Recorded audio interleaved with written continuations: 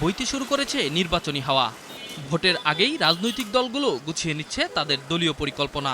এরই অংশ হিসেবে জাতীয়তাবাদী দল বিএনপির আয়োজনে চলছে দেশ গড়ার পরিকল্পনা শীর্ষক কর্মসূচির কর্মশালা। রাজধানীর খামারবাড়ির কৃষিবিদ ইনস্টিটিউশনে অংশ নেন দলের কেন্দ্রীয় ও বিভাগীয় নেতাকর্মীরা। কর্মশালায় বিএনপির স্থায়ী কমিটির সদস্য আমির খসরু মাহমুদ চৌধুরী বলেন, বিএনপি সহনশীলতার রাজনীতি করে, বিপরীতে অনেকের মবক্রেসির রাজনীতি দেখা যাচ্ছে। যে রাজনীতি আমরা চালাচ্ছি তার বিপরীতে একটু ভিন্ন রাজনীতি আমরা দেখতে পাচ্ছি। সেটা হচ্ছে মবক্রেসির রাজনীতি, যে কোনো অজুহাতে অস্থিতিশীলতার সৃষ্টি করার রাজনীতি, যেটা বাংলাদেশের গণতন্ত্রের জন্য কাম্য হতে পারে না। অনুষ্ঠানে লন্ডন থেকে ভার্চুয়ালি যোগ দেন দলের ভারপ্রাপ্ত চেয়ারম্যান তারেক রহমান। আমরা যদি নিজেরা ঐক্যবদ্ধ না হই, তিনি দাবি করেন, যখনই দেশ সংকটে পড়েছে এবং জনগণ বিএনপির কাঁধে দায়িত্ব দিয়েছে, বিএনপি সর্বোচ্চটা দিয়ে চেষ্টা করেছে।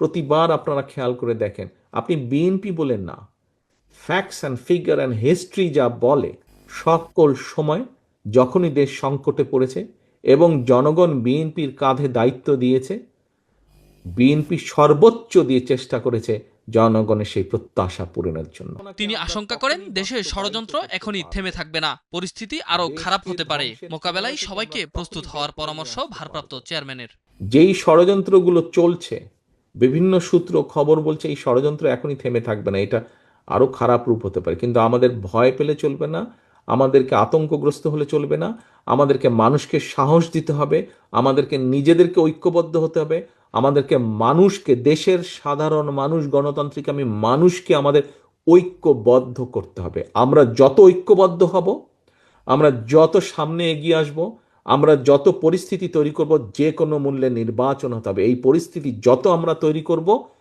ষড়যন্ত্রকারীরা তত পিছু হটতে বাধ্য হবে। ভোটারদের সমর্থন আদায়ে নেতাকর্মীদের সাধারণ মানুষের ঘরে ঘরে যাওয়ার আহ্বান জানিয়েছেন কেন্দ্রীয় নেতারা। ইনামুল হক, স্টার নিউজ, ঢাকা।